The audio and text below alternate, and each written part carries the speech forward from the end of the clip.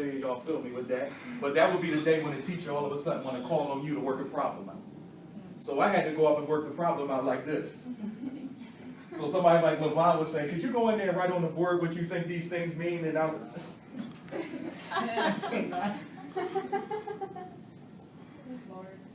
This what you wanted? No, I mean, just stay up there until I'm done.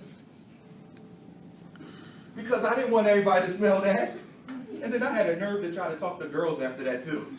They'd be like, ew, you stink. Because I thought I was somebody. You know how you try to be a hot shot and you ain't got it all together? But I needed something to live for, y'all. I needed something to joke around about. Because my relationships weren't even that good. They weren't. I got cheated on so many times, they stopped counting. There was one time I came from Westchester. Went to the movies. Y'all know that long 104 ride from Westchester.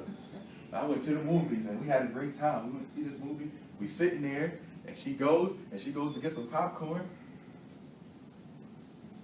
All right. She ain't even come back. So I was stuck in the movies. I just took this long ride from Westchester for this date. And I was like, dang, I couldn't even do this right. But I had to learn something. Important thing you will ever learn. You have to have a vision because vision tells you how to manage your time. Vision is very, very important. Some of you said that I'm going here to get myself together, but vision will make you get yourself together. Vision will tell you who you need to be in a relationship with. I know I'm going to have some people deleting phone numbers today. That's okay. I'm all right. Most people are not successful for one simple reason, is because they lack the mission. The mission. So what happens is somebody comes in and tells you who you are and you begin to mission drift. Because there's something in you. When you were a little child, some of y'all remember this. How many of y'all remember when you used to sit on the step and you were a little child and you would look across the street and you would see a car you really liked and say, that's mine? How many of y'all remember that?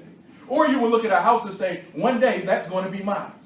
You didn't care what situation you was in. You were probably about 10. You didn't have that many resources. You didn't have anything. But what did you have? You had a thought that that was going to be mine. And if anybody ever talked to you, you would argue with your parents and say, no, no, no. In fact, some of y'all would draw stick figures on the paper and then take it to your mom and say, look, Mom, I just drew a car. That ain't no car, that's a dog. Mom, I said it's a car. And you would argue because you believed 100% what you drew, that's what it was, right? For some reason, when we get into about our teenage years as an adolescent, we stop doing that. Because the world teaches you that you got to get your education, get a job, make sure it has two things, a 401k and a pension. How many of y'all know what I'm talking about? And if you say something that doesn't equal that, then they say, you know that job don't pay that much money, right?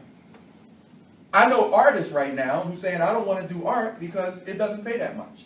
And the competition is stiff.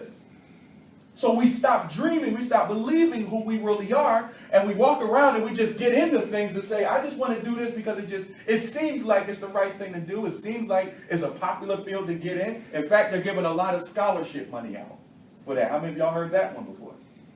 That people choose based on how much money they're giving out. Let me tell you something. It don't matter how much money they're giving out. If it's not for you, it's not going to work out for you. Because if you have a dream, you will find the money you need to do it. I didn't start speaking. Am I right? In fact, if most of us focused on ourselves, there'd be a low demand for counselors. The reason why counselors exist is because people don't like looking at themselves. Some of us don't even like going home and being alone. I can't stand when it's silence in here. How many of y'all sleep with the TV on? I got to have TV, music. I got to have something. I need some noise because I don't want to hear me. Some of us are in situations right now because somebody didn't have that conversation with us. Nobody planted a vision in there. What is it that you see? You got to start with the ending in mind. How do you want your life to end? What do you want to be known for? There's a teacher right now that's across seas that he comes in and he tells his class to pull out their piece of paper and he asks them to do something before the class even starts. I need all of you to write your obituary right now. Write your obituary. That's a good task that y'all should take. Write your obituary. What do you want them to say at your funeral? About what you've done for the world. Because it will make you start creating.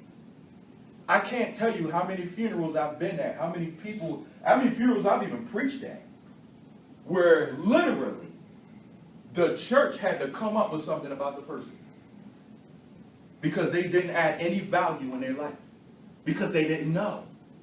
So you got to be willing to do that. You got to be willing to see something, see yourself doing the activity. See yourself dancing. See yourself helping a young person change their life. See yourself helping somebody go from a suspect to a prospect.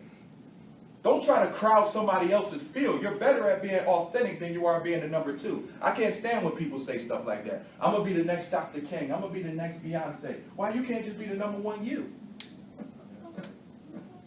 What's wrong with you? How about I just be the first this? You're right. How many of y'all had history class? How cross over to the other side? But imagine, if you will, that you're on your deathbed and standing around you are the ghosts of the dreams, the ideas, the thoughts, and for whatever reason, you didn't achieve those goals. For whatever reason, you didn't pursue that dream. For whatever reason, you didn't work that project. And they're staring around you with big, angry eyes saying, "We came to you, and only you could have given us life. And now, we must die with you forever." And if you die today, what dreams, what goals, what ideas, what thoughts, what books would die with you? That's why speaking from the Bahamas said, the wealthiest place on this planet is not the oil in the Middle East or the diamond mines in Africa. He said the wealthiest place on this planet is right in your neighborhood, the cemetery. In the cemetery, you'll find books never written, buildings never erected, paintings never drawn, ideas that never happened. All these things. Henry David Thoreau, oh God, to get to the point of death, only to realize you've never lived. You've never scraped the surface of your potential. How many of y'all know that you got something you're supposed to do? Raise your hands. You've got more. You're here right now. You're not here by accident. Don't try to look at somebody in the class and say, I know they're going to be the successful one. You see what the school system did to you. They told you that there's a yearbook and they're going to tell you who's the most likely to be successful. And half y'all wouldn't raise your hands. You let somebody else pick who they think going to be successful, and they're not even qualified to make the pick. A bunch of students who are all chasing the same thing, whose grades are better. But let me tell you something. Some of y'all may have not had the best grade, but that doesn't define who you are. Someone's opinion of you doesn't have become your reality. You may be great with passing the test, but not a great test taker. Am I right? So you have to have vision. What the vision does is it aligns you.